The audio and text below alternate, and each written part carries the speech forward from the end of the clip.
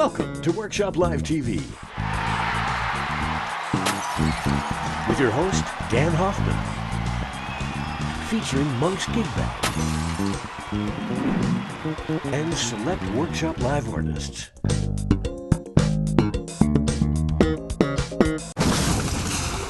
Hey everybody, what's up? I'm Dan and this is WorkshopLive TV. Well, today we're here at the Colonial Theatre, nestled in the heart of the Berkshires in Pittsfield, Massachusetts. The theater first opened in 1903, and this stage has been graced by the presence of John Barrymore, John Philip Sousa, and Will Rogers. She kind of fell on hard times during the Depression. She was forced to close.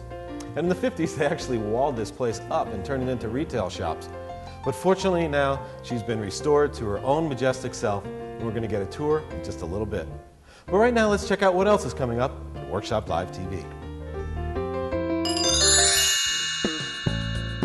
Here's a look at what's coming up in this edition of WorkshopLive TV.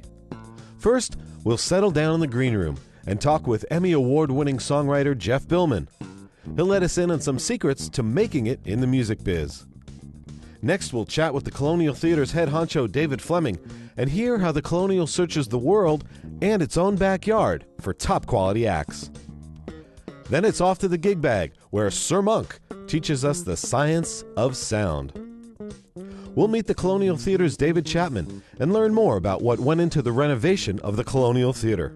And finally, in our Live Light feature, we'll sit down with WorkshopLive teachers Ian Campbell and Susan Mazer and find out their tricks of the trade for performing live. All that and more coming up in this edition of WorkshopLive TV. Stick around.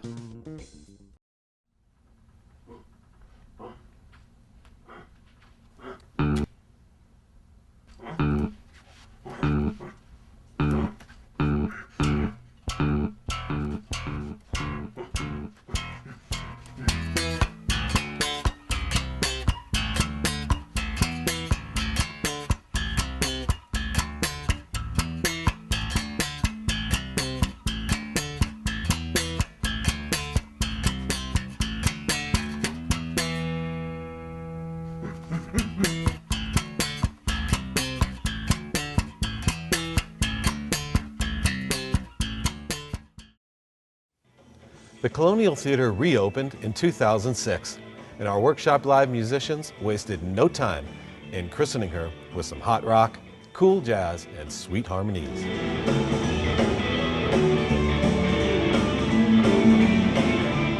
One of the artists to grace the stage that night was Emmy Award Winning blues man Jeff Bihlman. We sat down with Jeff in our WorkshopLive green room, and he told us what it really takes to make it in the music biz. Let's roll on the green room.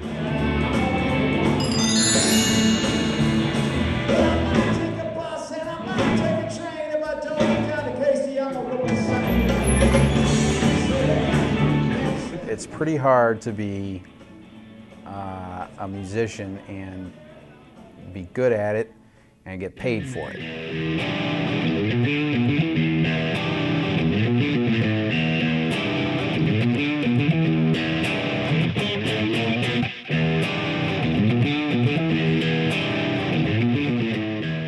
I knew I wanted to be a professional musician when I left college. I graduated from college and I went to GIT.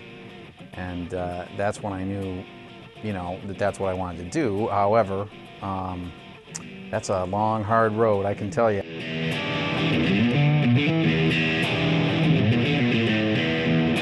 So I had a job in working various jobs or whatever, and this was back in Chicago. And in Chicago is where I finally crossed the line and said, I'm going to be a professional musician no matter what. I finally just came to the conclusion that it was better if I just did what I wanted to do and what I felt like I was put on the earth to do, things would work out, and they have, thank God.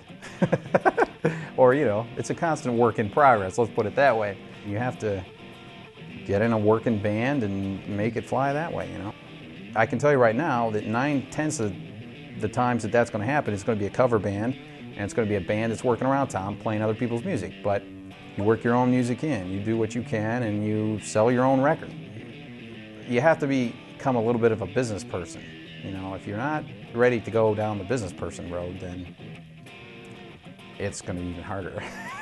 So you gotta wear a lot of hats, man. You got to wear a lot of hats. So at some point you have to say, look, music is my life. It's what I love to do. I'm good at it. I'm going to go for it. You can accomplish a lot by believing in yourself. Well, you got me, baby. Make the church bells ring. Lord, you got me, baby. Lord, it's just a Memphis thing, yeah. Yeah, it's just a Memphis thing. Lord, it's just a Memphis thing. Memphis thing, yeah.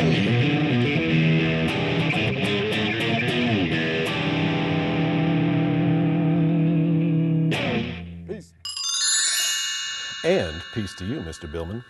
If you want to take a lesson from Jeff, he's got some great blues lessons at WorkshopLive.com. And if you want to learn more about Jeff and his brother Scott and their band, the Bihlman Brothers, head to BihlmanBros.com. Well, now it's time to sit down and have a chat with David Fleming. David Fleming is the executive director, head honcho, Big Cheese here at the Colonial Theatre. Dave, how you doing? Nice to see you again. Doing fine, thanks. Great. Well, So can you tell us a little bit about what happens here at the Colonial? Well, sure. The Colonial obviously was restored to preserve this fabulous landmark, but we exist to provide a place for people of the Berkshires to come and enjoy entertainment. The Colonial's mission is really to bring a wide variety of things from all over the world. So performers from literally every country of the world that we can find, as well as the best local entertainment. Two of the artists that have been here that have played are local artists with national reach, I guess. You're talking about Arlo Guthrie and James Taylor. You got it. Sure, a couple of good guys, and they both really enjoyed their stay here, and they both promised to come back, hopefully frequently. You know, it's nice to have a community like this where so many great artists choose to live, and I think what they both liked about the hall was that sense that it kind of envelops you. It's an intimate space, and from the stage, it's a wonderful performing experience. And of course, James plays in much bigger venues. So to come back to one where you can see the faces of all the audience members sitting out there, it's a rather special thing. And Arlo's Arlo, he just loved it. The renovation of the Colonial took place over several years, but the genesis of this goes back into the 1960s when people saw this building as something that they wanted to preserve and to develop. And as every theater restoration goes, it was a tough one. But the results are fabulous. We utilized craftspeople from all over the country to do some of the specialty work to restore this historic fabric. One of my favorite things about the theater, as far as the renovation is concerned, is that you left the pews up in the back there.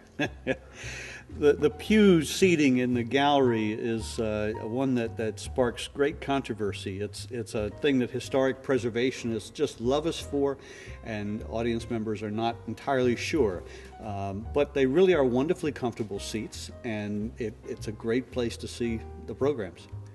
So Workshop Live had an opening night here back in August, and we had a great time. How was it for you guys? Oh, it was terrific. And to have you guys here to be able to be one of our flagship opening events was terrific. Your musicians, I think, enjoyed themselves because it sure sounded like that from the audience. David, thank you very much. It was My a real pleasure. pleasure to meet you. Come back often. Thanks.